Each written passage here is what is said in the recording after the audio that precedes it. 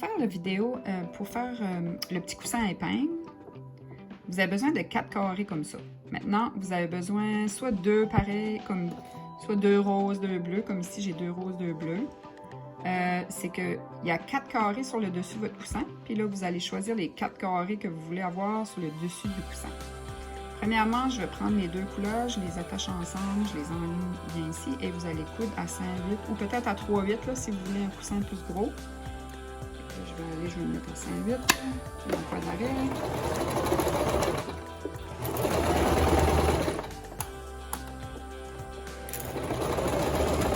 Et mon point d'arrêt à la fin aussi. Je vais faire la même chose avec les deux autres morceaux ici aussi. Ça fait que là, j'ai mes deux morceaux, OK, que j'ai cousus de un côté à 5,8. Je vais les ouvrir. Et là, je vais les enligner comme... Je veux pas ça comme ça.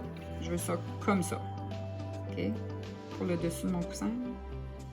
Fait que je vais les mettre face à face, comme ça. Assurez-vous d'enligner comme il faut des coutures ici.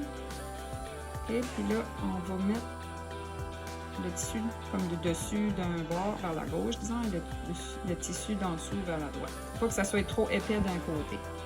Maintenant, pourquoi je vous dis d'enligner les coutures, c'est quand vous allez coudre ici, quand vous allez l'ouvrir, si vos coutures ne sont pas bien enlignées, ben, ça ne vous fera pas comme un beau coin ici. Là. Votre coussin va être désenligné comme ça. C'est important de vraiment mettre les coutures ensemble comme il faut. Okay? Et là, vous allez épingler ici et coudre ici à 5,8 ou à 3,8, dépendamment de ce que vous avez choisi. Et une fois que j'ai épinglé mes morceaux ensemble, hein, assurez-vous que les deux coutures sont bien alignées. Là. Je vais aller coudre tout le long ici.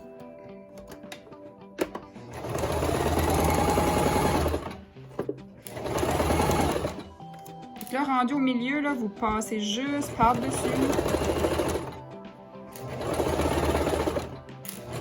Jusqu'au bout. Et là, on fait notre point d'arrêt.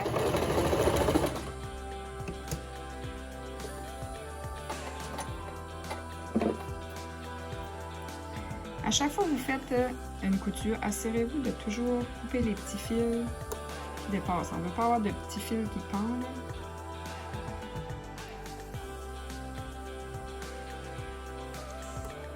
Une fois que la couture est faite, vous pouvez ouvrir et ça va être le dessus de votre coussin.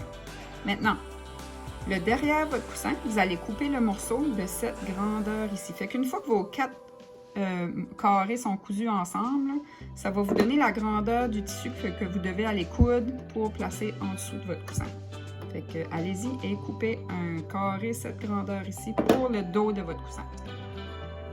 Et voilà, j'ai coupé le morceau qui va aller en dessous de mon coussin. Puis je l'ai épinglé. Puis juste pour vous montrer ici, là, on va coudre tout le tour dans une couture, mais on va laisser un espace ici pour le virer de bord. Fait que c'est à peu près, moi je vais à peu près là, du milieu de mon carré bleu jusqu'au milieu de mon carré rose. Fait que je vais commencer à coudre là, je vais faire le tour et je vais finir de coudre là. Okay? Il va y avoir un espace que ça ne sera pas cousu ici. Fait que je ne vais pas coudre ici, alors je vais commencer ici à faire ma couture. Je me mets à 5,8 ou 3,8 là. Dépendamment comment gros vous voulez faire votre coussin. Je fais un point d'arrêt au début. Ensuite, je vais aller jusqu'au coin. Je pique mon aiguille. Je lève mon pied parce que c'est une couture en coin. Hein? On veut le faire d'une shot. Je baisse mon pied, je continue. Je passe par-dessus le tissu qui est ici. Jusqu'au coin. Et je lève mon pied. Tourne. Baisse mon pied. Continue. Assurez-vous que vous êtes toujours à 5,8 parce que si vous n'êtes pas toujours à 5,8, votre coussin va être déformé. Comme si vous cousez plus large un endroit, moins large un autre endroit, votre coussin ne sera plus carré. Là.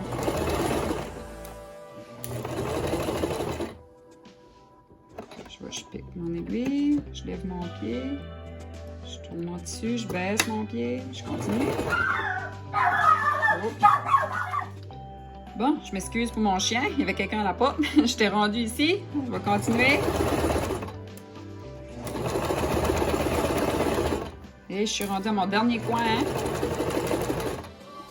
Je pique, je lève le pied, je tourne.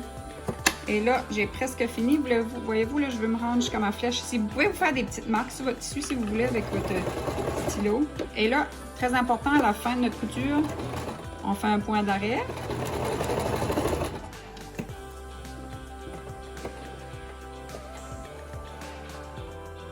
OK, fait que j'ai cousu de là. Voyez-vous, j'ai fait le tour, et j'ai arrêté ici.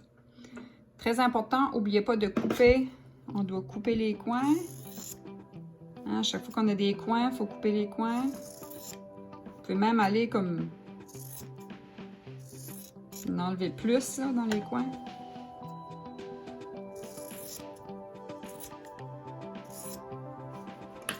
Moins qu'il y a dessus, plus ça fera des beaux coins.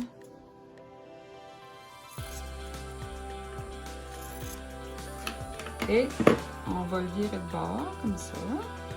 Oups.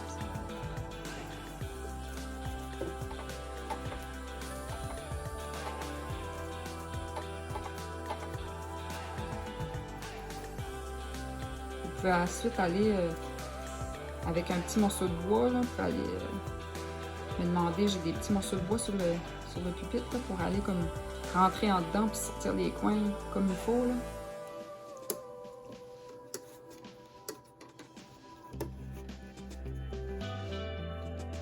Bon, voyez-vous, c'est que là, vous avez votre petit coussin.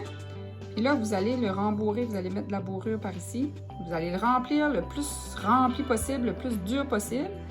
Parce que si c'est pas assez dur, là, les épingles ne rentreront pas bien dedans. Ça va faire comme ça. Il faut que ça soit rempli, dur, pour que l'épingle rentre bien dedans quand tu vas la piquer, là, comme ça. Là, j'ai pas de bourrure à la maison, mais juste pour vous montrer, une fois que ça va être bourré, okay, vous rentrez le tissu à l'intérieur, comme ça. Okay. Puis là, vous allez fermer le trou avec la couture à la main de la couture invisible. Okay. Fait que vous allez faire un point d'arrêt en dedans, vous sortez d'un côté, vous piquez en face, vous sortez du même côté, vous piquez en face, vous sortez du même côté, vous piquez en face, et jusqu'au bout, et vous faites un point d'arrêt en dedans.